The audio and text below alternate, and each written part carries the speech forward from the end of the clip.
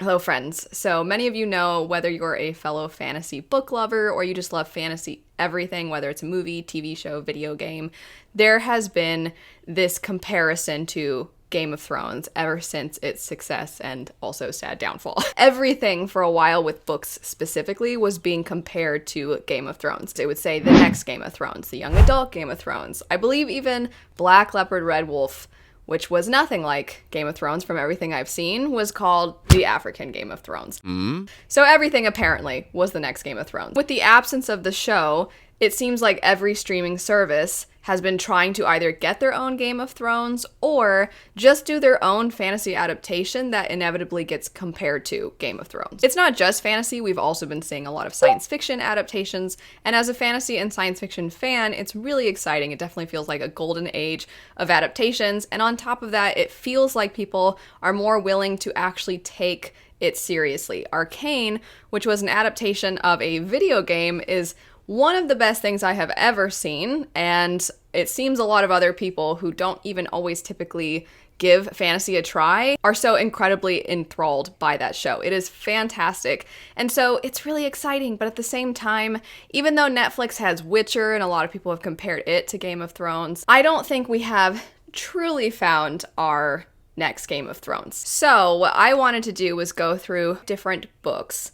that are either in the works or there's been rumors of adaptations, or maybe I've seen comparisons or I've made comparisons to Game of Thrones. So I wanted to go through these different books and see if they are adapted and they're adapted successfully, which one actually has the chance to hit that mass appeal that Game of Thrones did. I wanted to go a step beyond just comparing things to Game of Thrones. I actually wanted to break down what I think made Game of Thrones so successful. And it's not necessarily going to be just that I'm looking at books that are basically the same setting or the same tone. I'm looking at so many other factors. There's going to be a total of 9 specific factors and then one little bonus one. And so I'm going to go through those really quick. What I would love, because these are ultimately all going to be up in the air, is if you also did this for these books that you've read. And then at the end, you can let me know what your score ends up being. The 9 main factors are the highs and lows of humanity. So a little elaboration, something I think that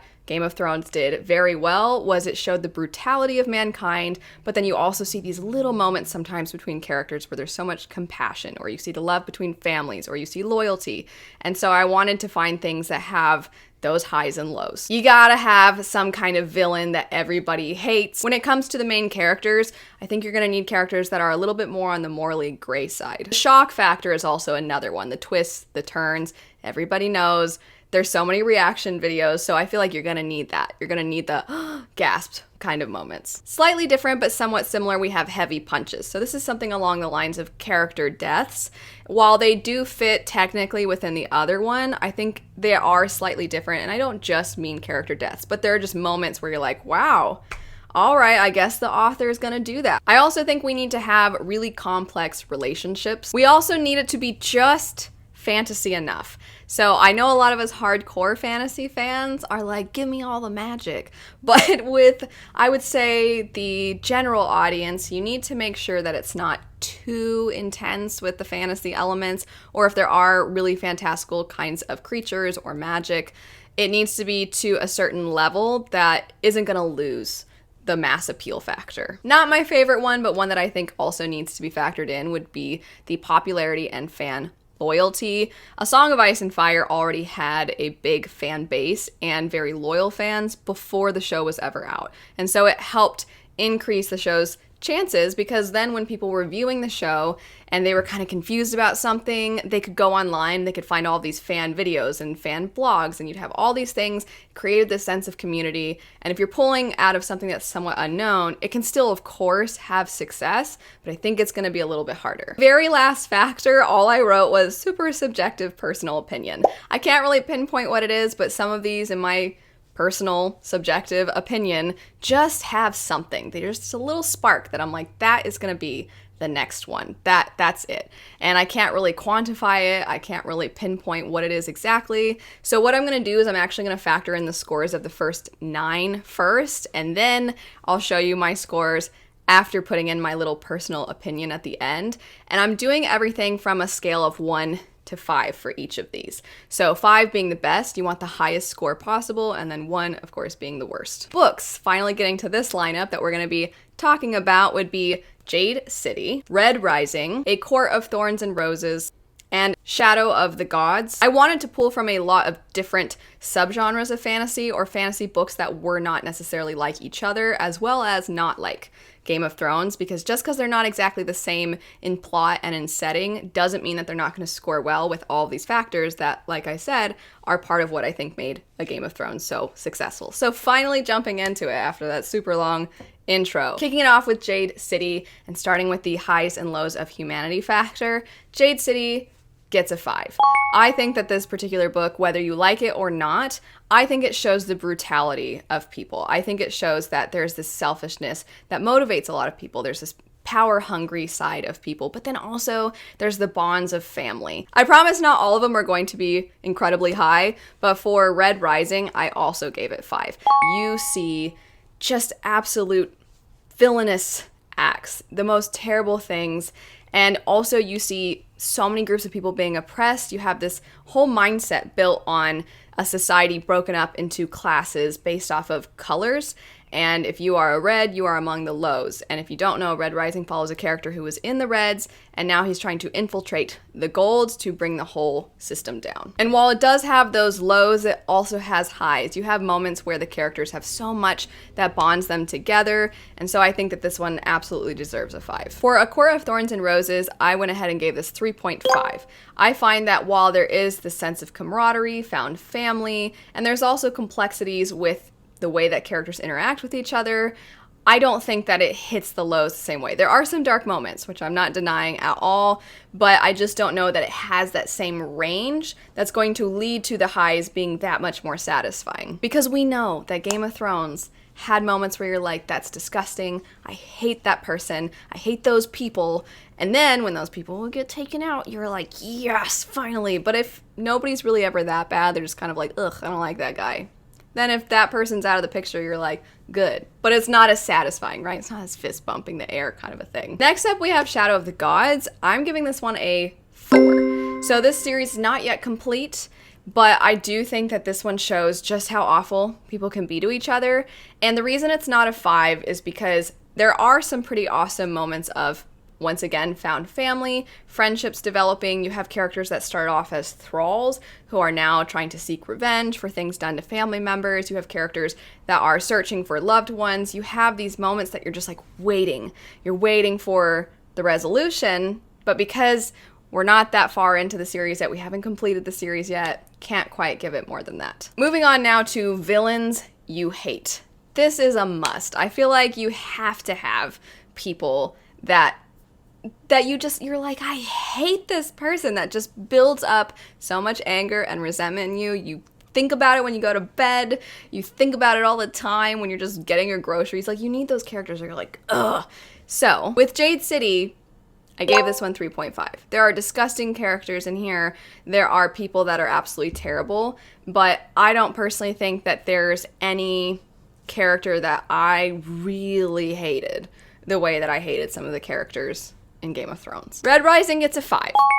There were some characters that I'm like, when are we gonna kill this person? Can it be now? Because I hate them. For the next two, I gave it also 3.5. I think with Shadow of the Gods, there are definitely characters I don't like, and they're kind of sniveling bad guys, but thus far, I wouldn't say anybody to me is just pure evil. And then with A Court of Thorns and Roses, there are definitely characters that maybe lean on the pure evil side, but they don't have as much complexity, or maybe they're a little bit more distant, and they don't really affect our characters the way that I would say some of the characters are affected by villains in Red Rising. So Red Rising kind of wins this category. After that, we have our gray morality, our characters that are not perfect, but you can't help but root for them anyway. Jade City comes out on top.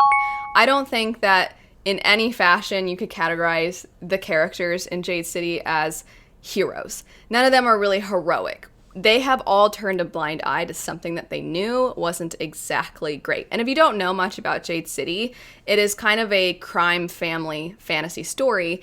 And so you have this powerful family that runs this gang, and their gang is very much a part of politics, of society, of just the neighborhood, of taking care of the people that are pledged to them. You see the ins and outs of what it takes to run this gang.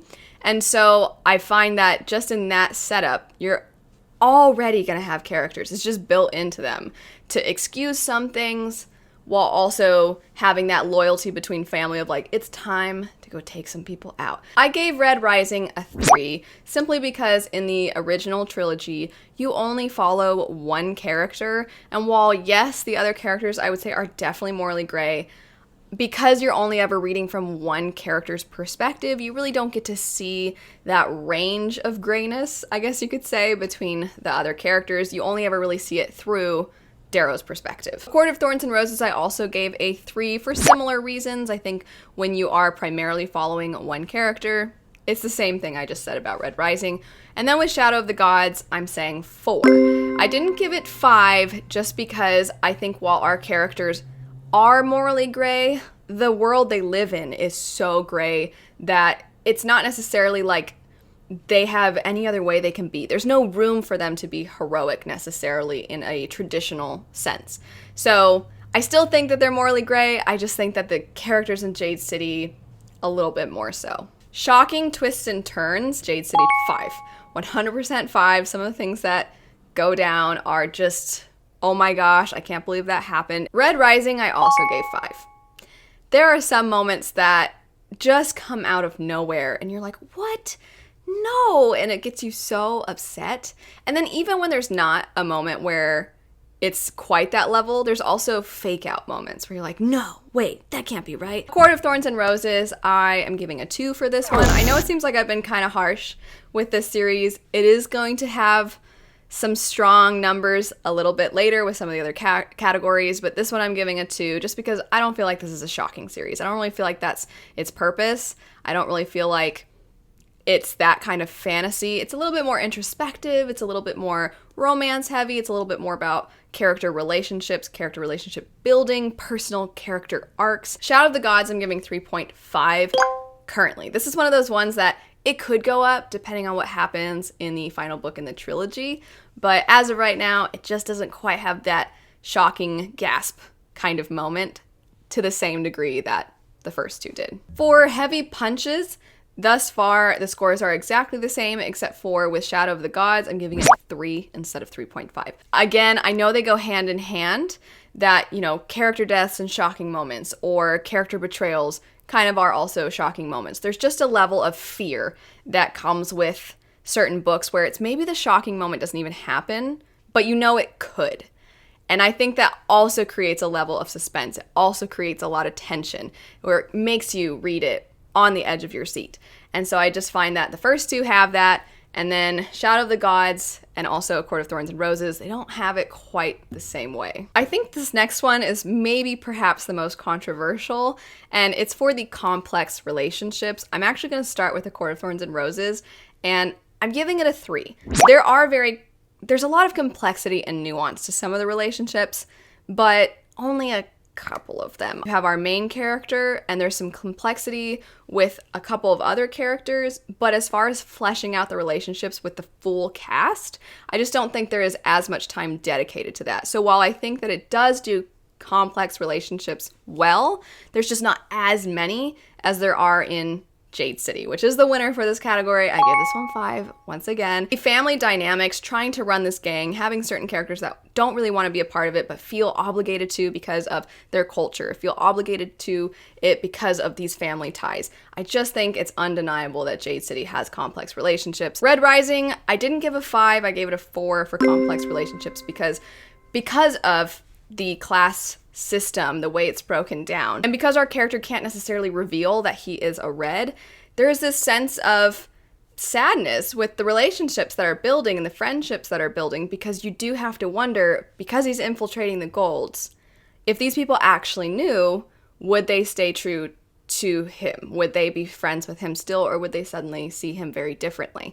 And as a result, it creates a lot of complexity, I think, to the relationships. You're constantly questioning the loyalty behind characters. So I didn't give it a 5 purely because, kind of similar to something I said earlier, you are only following Darrow, and so as a result, it's hard to get to see that other side of the relationship. Shadow of the Gods, this one's actually hitting a little bit lower. I'm giving this one a 3, and that's because with our 3 main perspectives, thus far, they have basically hardly interacted. And then the way they interact with other people, it's just, I don't feel it's complex the way that the other ones are. You have a character that's sort of out for revenge. You have a character that's trying to find someone, and then you have a character that's trying to build a name for themselves.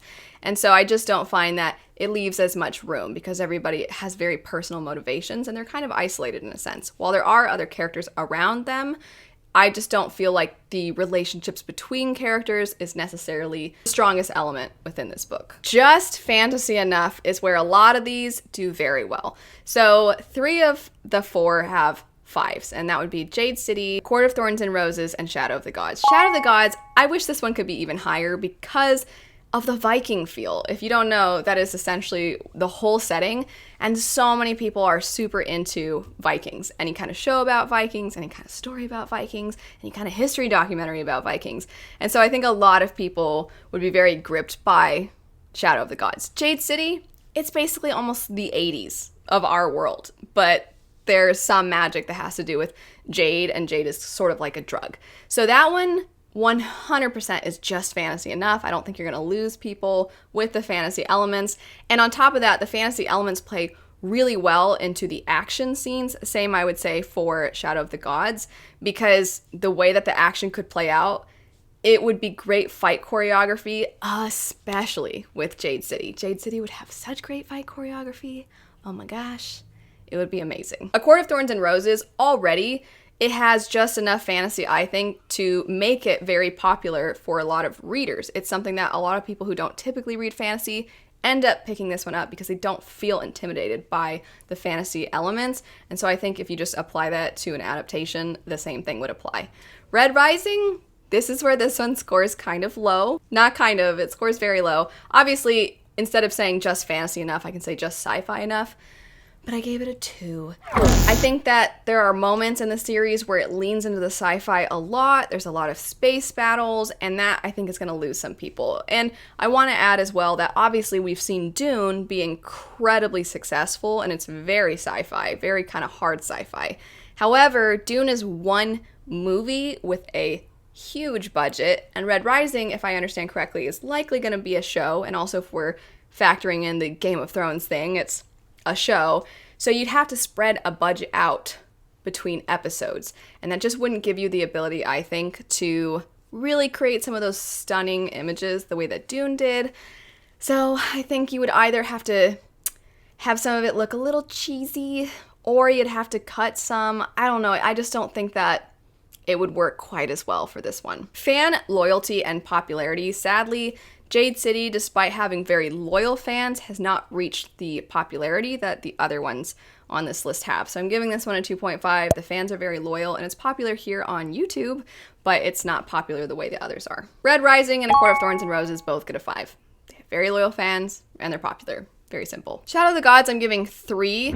While Shadow of the Gods is new, I think that John Gwynne has a very loyal fan base, and he's written a lot of works that a lot of people really love. So I think that you would have a lot of people that would 100% be with him, and because he has fans from his other works, I think that will lead into maybe they haven't gotten around to Shadow of the Gods just yet, but I think this one I have to give a little bit higher than Jade City. Now for the come to life factor. So this is literally how well can we make this story come to life? How pretty is it going to look in an adaptation, or how cool is it going to look? And I kind of touched on that a little bit with the how fantasy enough or how sci-fi enough the stories are. Jade City, I'm giving a 5. I think it would be very easy to make this come to life because of its more modern setting. I think you could do this justice so well. And same goes for A Court of Thorns and Roses and Shadow of the Gods. Shadow of the Gods, if you film this in Norway or Iceland or something like that, oh my gosh, it would be such a feast for the eyes. It would be so beautiful to watch. So I think you could very easily make it come to life and it would look amazing. With A Court of Thorns and Roses, I think that the way that they do their hair and the way that their clothes are and the fact that you have all these fae people, I think great makeup artists, I think great designers for the clothing, the costumes, I think they could do amazing things with this. And I think it would look visually stunning. I think it would look fantastic. Red Rising, this one I ranked pretty low. For a similar reason as the Just Sci-Fi Enough, I'm actually giving this a 1. I think it's hard to adapt sci-fi. I already covered this. It's hard to adapt sci-fi in a way that's going to look visually amazing when you have to divide a budget up between a bunch of episodes. So what they could do is they could just kind of pull back on the space battle kind of parts of the story and then maybe just focus on the character building, and if it does well, then in future seasons they could try to do all those other things. But I just think some of the weaponry and some of the clothing that they wear, the armor that they wear, you could say, I just think it would be hard to not look a little goofy. But I could be wrong. I'm sure somebody who's very talented could definitely make all of it look amazing. I almost feel like I should lower the Jade City one to 4 on this. It doesn't really matter because Jade City is the winner. Even if I lower that last one, Jade City comes out on top. It's kind of funny to me that even though I didn't love Jade City, I didn't love the characters. I'm a very character-driven reader, but I think it would make an absolutely amazing adaptation. And on top of that, some fantastic actors will do so well with these characters. I just know that they could bring them to life so well. So Jade City is the winner, and I haven't even factored in my super subjective personal opinion yet. Currently, the scores before I add my personal opinion in, we have 41 for Jade City. Red Rising has 35, A Court of Thorns and Roses has 32, and Shadow of the Gods has 34. Now, when I put my personal opinion in, it actually changes it just a little bit. Jade City, pretty clear. My personal opinion is I think would make a great adaptation, and I think it has the potential to be the next Game of Thrones, not because it's similar to Game of Thrones, but because it knocks it out of the park with so many of the things that I think make Game of Thrones, or did make Game of Thrones, a success for so long. So I gave it 5, which makes its ending score at 46. I gave a 2 to Red Rising. I don't know what it is, even though it destroyed in so many of the factors individually, I just don't know if it would reach the same audience. And I know this might be a surprise to a lot of people, but I'm giving 5 to A Court of Thorns and Roses. There is a reason that that series has been so successful as a book series. I think it does hit a lot of mass appeal. And I also think that because of the romance aspect and the fantasy aspect combined, I think you have the potential to pull in people from a lot of different sort of genres, I guess you could say. And if you think about the success of a lot of these more romance-heavy shows, I mean, Bridgerton, I haven't watched it, but it's everywhere. I think that you have those kind of shows, but then you add the fantasy aspect in and you add the already huge fan base in. I just think this one, I had to give it 5. I don't know. I feel like it wouldn't be my next Game of Thrones, but I think it could be the thing that reaches that level of success, potentially. I don't know. And then I ended up giving 5 to Shadow of the Gods also. I just think Shadow of the Gods, of all these, it's the most like, obviously, A Song of Ice and Fire, Game of Thrones, right? It takes place more so in the type of setting that you see in Game of Thrones. And visually, I kind of touched on this before as well, I think visually you would see a lot of similarities. That means that the final scores, while Jade City did still win, that means that Red Rising and A Court of Thorns and Roses actually tied. And then Shadow of the Gods ended up being in second place. So my final scores, if it wasn't clear, we have Jade City number 1, Shadow of the Gods 2, and then A Court of Thorns and Roses and Red Rising tied in the 3rd place. I know there are plenty of you that probably disagreed very heavily with some of my individual ratings, which is why I think it'd be so fun if you sort of played along and you did your own. I definitely was overthinking it as I was making my chart, and even now I'm like, oh, if I went back and I thought about it again, my score could change. But as of right now, that's kind of where I see it. But anyway, I hope this was a fun video for you. I had a lot of fun doing this. Thanks so much for watching, and I hope you have a great rest of your day. Bye.